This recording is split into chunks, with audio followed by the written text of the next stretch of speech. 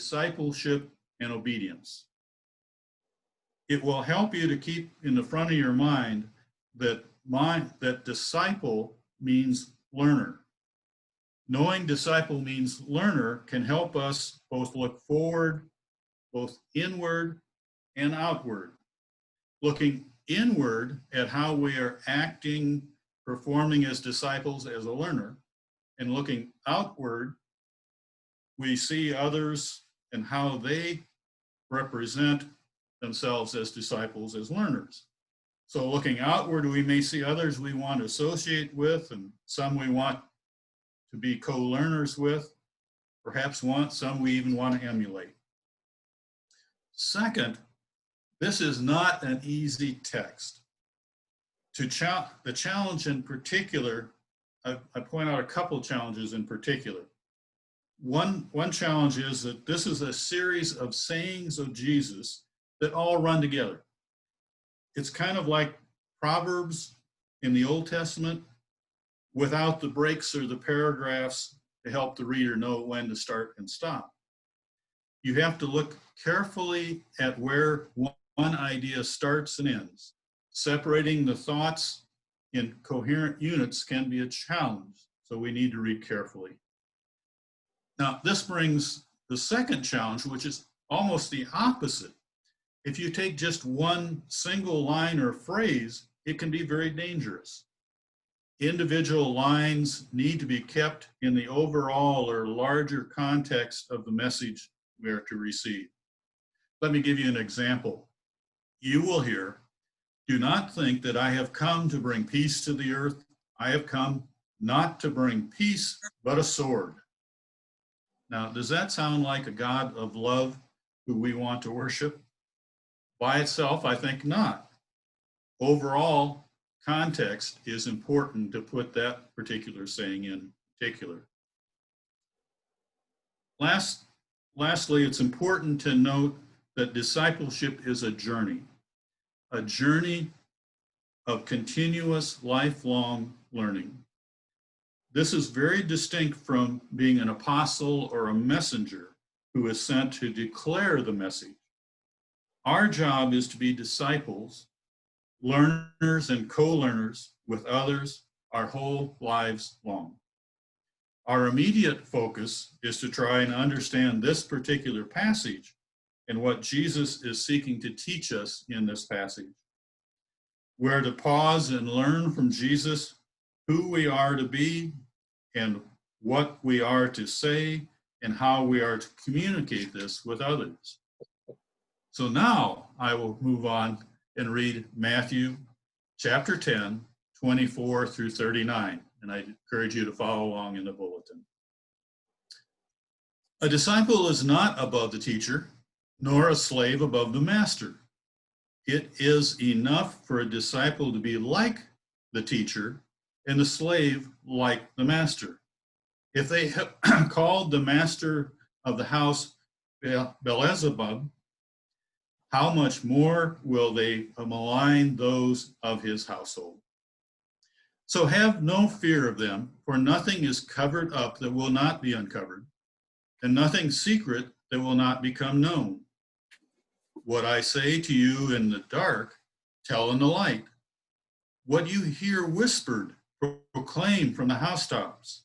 Do not fear those who kill the body, but cannot kill the soul. Rather fear him who can destroy both body and soul in hell. Are not 2 sparrows sold for a penny? Yet not one of them will fall to the ground apart from your Father. And even the hairs on your head are all counted. So do not be afraid. You are more value than many sparrows.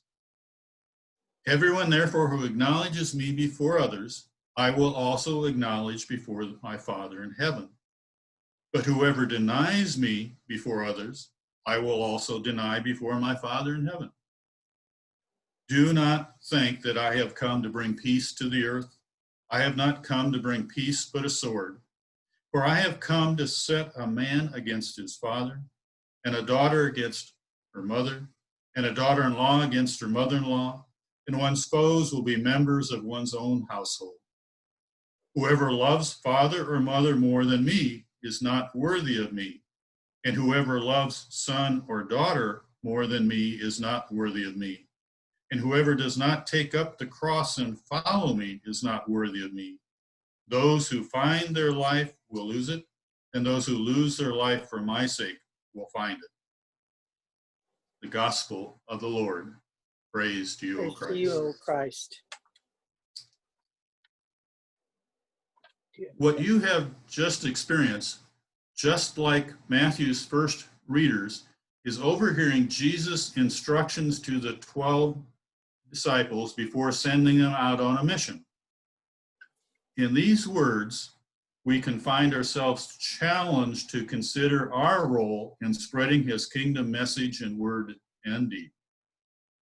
Jesus starts by telling what to expect.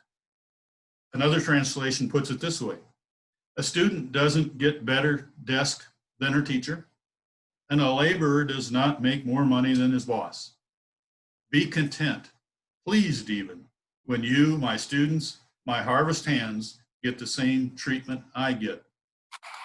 Jesus says, be content. Then comes a caution, maybe a bit of realism here. Getting the same treatment he did may not be pleasant or what you desire. For one thing, there's a realism of the unpleasant things others can call you. Biblically, the term Beelzebub was used in the New Testament by the Pharisees and the teachers of the law in slanderous attack against Jesus.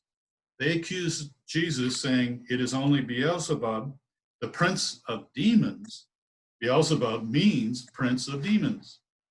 Amazingly, the Pharisees blamed the ability of Jesus to cast out demons on Beelzebub, the one they called prince of demons. In other words, they attributed the work of Jesus to the work of the demon Satan. Disciples were being cautioned that they may get some of the same treatment. You may get some of the same treatment as well. Even if bad treatment is to be expected, Jesus said, as he says many times, be not afraid. Don't be intimidated. Don't be bluffed into silence. But how is it you cannot be afraid? Well, Jesus assures eventually everything is going to be out in the open, and everyone will know things as they really are. So don't hesitate to be public now. However, if you insist on being afraid, there is an alternative. Be afraid of the one who can destroy if he so chooses. Destroy both body and soul, sent to hell. That is, fear God. But before you go there, Jesus says, remember, yours is a God who knows when the humble swallow falls, a God who knows each hair on your head. Don't be afraid. Jesus reassures you that you are worth many, many sparrows. A person, you, is worth more than sparrows and a large lot of them. But what are you really worth? This issue is addressed in a wonderful essay by Reverend Liddy Barrow. She's an executive minister of the Christian Association of Southwest Pennsylvania and an ordained UCC minister. I found her words so compelling that much of the rest of this sermon I will share with her words with you almost verbatim. She starts by saying, lawyer Kenneth Feinberg chaired the September 11th Victim Compassion Fund, which gave money to the family of each person who died in the 2001 terror attacks in New York. Starting with a formula, then using his discretion, Feinberg considered the victim's age, their dependents, whether they had life insurance, and their income and earning potential. Then value was assigned to those lost lives and it varied dramatically from as little as $250,000 for a blue-collar worker to as much as $7.1 million for an executive. Feinberg later reflected on this experience. He told NPR, "As I met with the 9/11 families and wrestled with issues surrounding the valuation of lives lost, I began to question the basic premise of our legal system. Trained in law, I had always accepted that no two lives were worth the same in financial terms. But now I found the law in conflict with my growing belief in the equality of all life." Barlow reminds us during this time on earth, Jesus sent his disciples out into a perilous world, knowing there would be divisions in their families, knowing there would be those who would kill the body. The disciples must be prepared to take the cross into the world. And yet, in the middle of this recitation of conflict and danger, Jesus suddenly speaks of the smallest, most insignificant creatures. He says, "Are not two sparrows worth a penny? Yet not one of them will fall to the ground apart from your Father." Now, in the marketplace, sparrows were the meat of the poor, the ground chuck of the first century. Yet their lives, their deaths, are not beneath God's attention and care. Jesus goes on to say, "Do not be afraid. You are of more value than many sparrows." In 1905, these lines inspired a Canadian school teacher, Sevilla Martin, to write the words to the hymn, "His Eye is on the Sparrow," a gospel hymn that declares this assurance: "I know he watches me." We will sing that hymn shortly. It's not hard to understand a hymn's later popularity in the African American church. In a world that insists that Black lives do not matter, Jesus declares that overlooked, exploited, brutalized lives are, in fact, of the greatest importance to God. In a world that says the life of a rich person may be worth 28 times as much as the life of a working person, Jesus says that the gospel pays special attention to those who are poor, struggling, and suffering. God cares. We are not alone. Jesus' calculus for the value of a life has little to do with a person's income or earning potential. To Jesus, our lives have innate value and in and of themselves. We have value because we are creatures like sparrows, and we humans have value because we are made in God's image. To Jesus, our value does not lead to compensation or a guarantee of safety. It means we receive his attention. The God who cares for the welfare of the sparrows also keeps track of every aspect of human lives, even tallying up the hairs on our heads. When Apostle Paul description of divine love comes to its crescendo, he promises that one day we will know fully, and even as we have been fully known. We are already fully known more deeply than we even know ourselves by our God.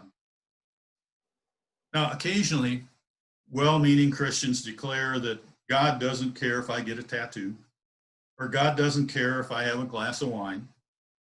And while it's true that neither choice is for the most part a matter of eternal consequence, the idea that God doesn't care is entirely untrue. There is nothing, not even the smallest thing, that is outside the circle of God's care. And if God cares about these little details, the sparrows of our lives, then how much more God cares about the greater shape of each life and all of our lives in our community. Community, after all, is essential to our value. Jesus speaks to the disciples as a group, using the plural form of you.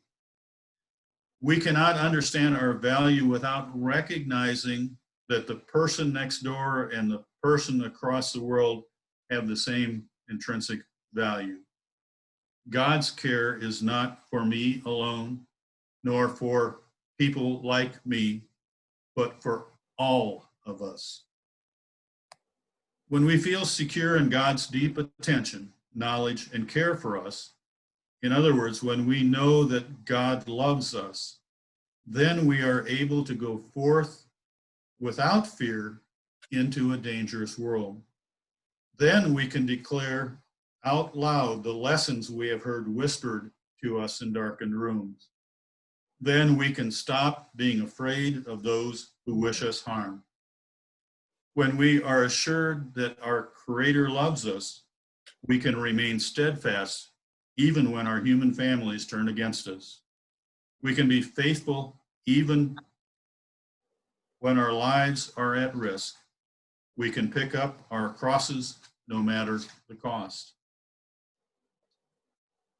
After that September 11th Victim Compensation Fund work was completed, Kenneth Feinberg, the same person whom we spoke of earlier, received a call from the president of Virginia Tech University, asking him to manage the fund that would distribute compensation to the families and students and faculty killed in the 2007 mass shooting there in Blacksburg, Virginia. He said, Feinberg said, I realized that Feinberg the citizen should trump Feinberg the lawyer. My legal training would no longer stand in the way. This time, all victims, students and faculty alike, would receive the same compensation. A change, a dramatic change in his life. Reverend Barlow's words assure us, sparrows and disciples alike, we know he watches over us. To God, we matter. Each of us matters to God. In God's sight, there are no unimportant lives. Thanks be to God. Amen.